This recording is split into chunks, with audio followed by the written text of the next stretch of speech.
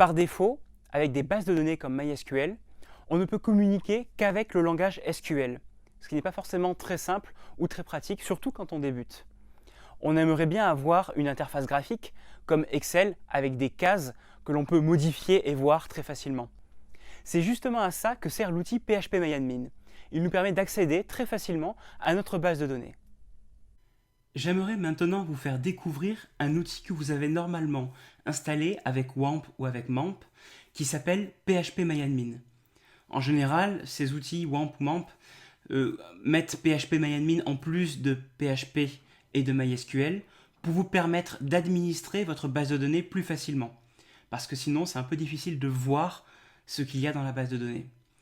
Alors normalement, il vous suffit de faire un clic gauche ou un clic droit dans le menu de WAMP ou de MAMP pour trouver un accès direct à PHPMyAdmin. Moi, tout simplement, j'ai besoin de faire localhost 888, en l'occurrence, /PHPMyAdmin. Et j'arrive directement sur l'outil PHPMyAdmin qui a été installé en même temps que MAMP ici. Alors cet outil, il est là pour vous aider en fait à voir ce qui se passe dans votre base de données. Ici, sur la gauche, on a en fait la liste des bases de données, les fameux dossiers dont je vous ai parlé, qui contiennent des tables.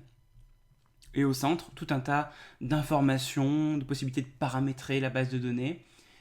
Ce qu'on va commencer par faire ici pour nos tests, c'est de cliquer sur base de données et sur créer une base de données. On va lui donner un nom.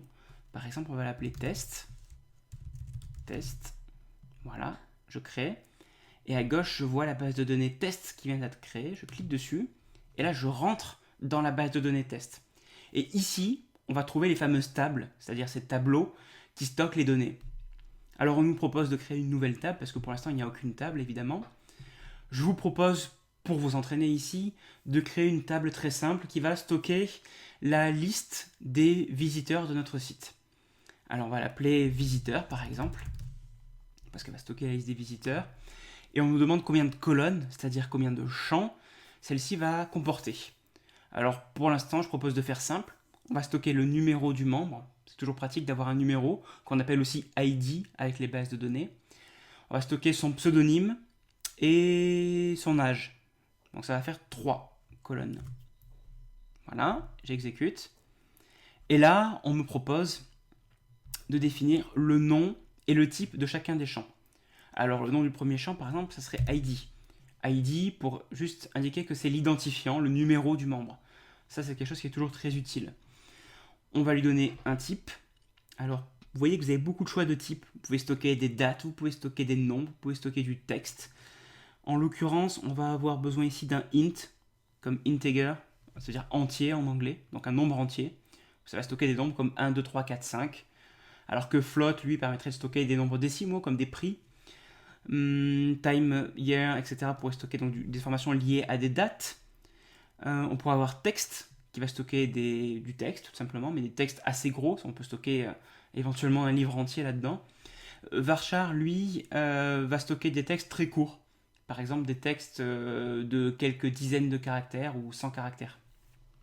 Donc ici, on va commencer par int. Vous voyez que vous avez beaucoup d'autres options. On va pas trop les utiliser ici. Elles sont un petit peu spécifiques. Par contre, sur le côté, je vous propose, pour ID en particulier, d'indiquer que c'est ce qu'on appelle la clé primaire. Ça va permettre d'indiquer à la base de données que ce numéro est un identifiant unique qui permet de distinguer tous les visiteurs du site. On a toujours besoin d'une clé primaire dans une base de données, dans une table, ici. Donc, j'ai mis primary. Et en général, vous ferez ça. Vous mettrez un ID de type int avec un index primary pour dire que c'est lui qui sert d'identifiant. Et en cochant cette case un peu obscure, AI, qui signifie auto-increment, vous allez faire en sorte que le numéro augmente tout seul au fur et à mesure du temps. Le premier visiteur sera automatiquement numéroté 1, ensuite 2, 3, 4, etc. Voilà, donc pour ID, on va mettre primary et auto-increment, et ça nous suffira largement. Ensuite, on a dit qu'on mettait le pseudo, donc on va mettre pseudo. On pourrait aussi écrire pseudonyme en entier, mais bon. Pseudo, on va laisser de type varchar, parce que varchar permet de stocker des textes courts. Par contre, dans ce cas, quand on utilise varchar, il faut indiquer combien de caractères maximum.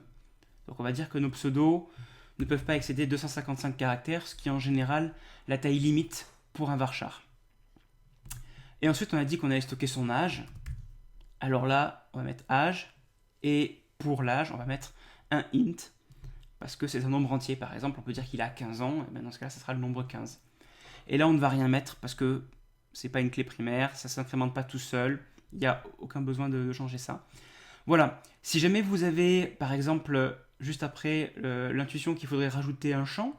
Par exemple, on pourrait rajouter un champ pour indiquer l'email. Là, on fait ajouter une colonne, exécuter, et ça vous rajoute la possibilité de mettre une colonne email, qu'on va aussi mettre de type varchar 255, parce que c'est un texte court. En général, l'email, c'est pas une prose, c'est pas un paragraphe entier, donc varchar suffit, sinon on aurait mis texte. Voilà, allez, on va s'arrêter là, on va cliquer sur sauvegarder, et la table vient d'être créée. Vous voyez que maintenant la table apparaît dans la base de données test. Si on clique dessus, on voit la structure de la table. On nous rappelle qu'il y a 4 champs, ID, c'est-à-dire le numéro du membre, son pseudo, son âge et son email.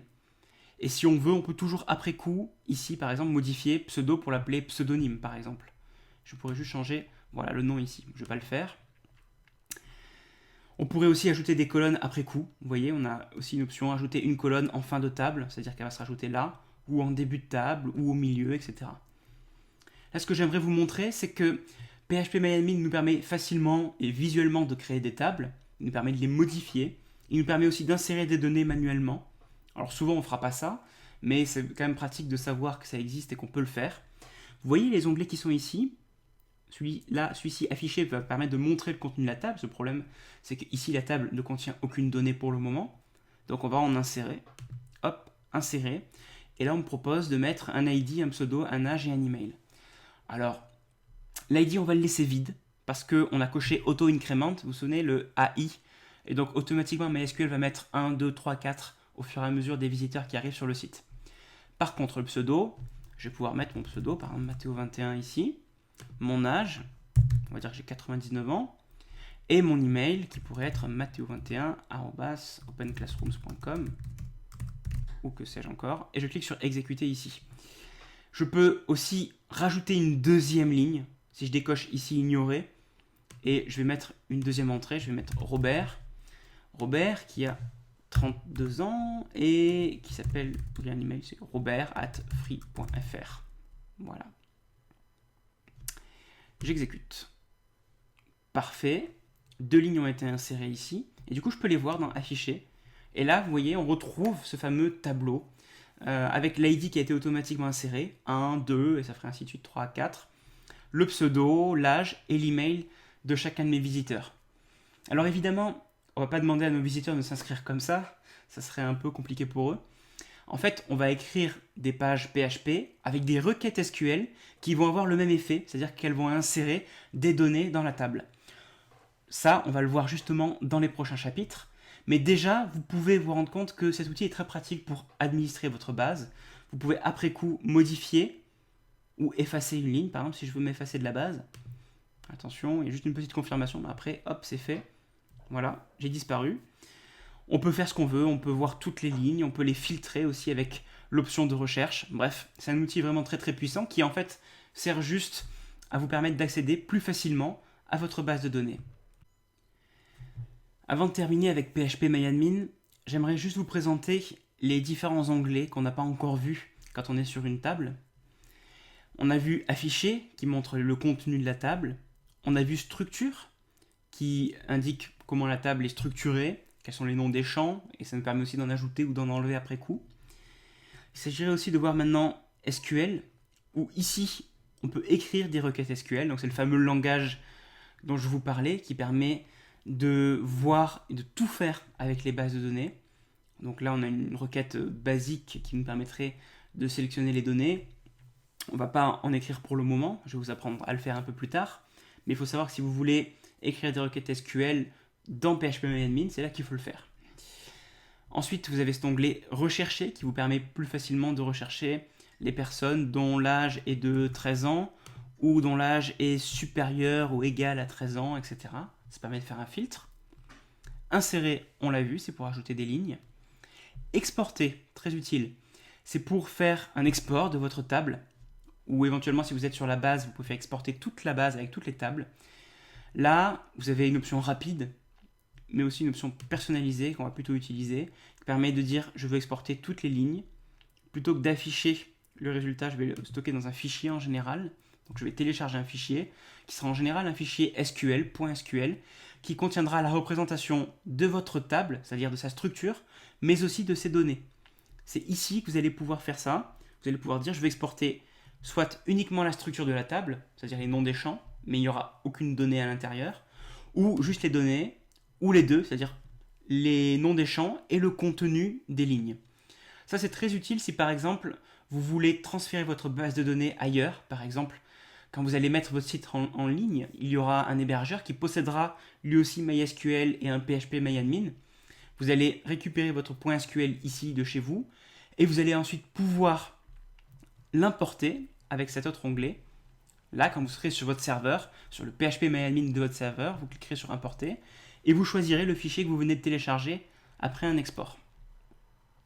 Voilà, vous cliquez ici sur exécuter et ça va exécuter toutes les instructions SQL pour recréer ensuite une table dans votre nouvelle base de données. Puis après, vous avez quelques opérations que vous pouvez faire. Par exemple, vous pouvez renommer la table ici, ajouter des commentaires, déplacer la table vers une autre base de données ou faire des opérations un peu dangereuses comme vider complètement le contenu de la table ou la supprimer, c'est-à-dire supprimer aussi son schéma, c'est-à-dire le nom de ces champs. Donc du coup, on va supprimer entièrement la table et elle disparaîtra complètement de ce menu ici. Voilà. Et ensuite, il y a un autre onglet déclencheur qui est un petit peu spécifique et qui ne nous intéressera pas ici. Voilà les principaux onglets qu'il faut retenir de PHP MyAdmin et leur utilité.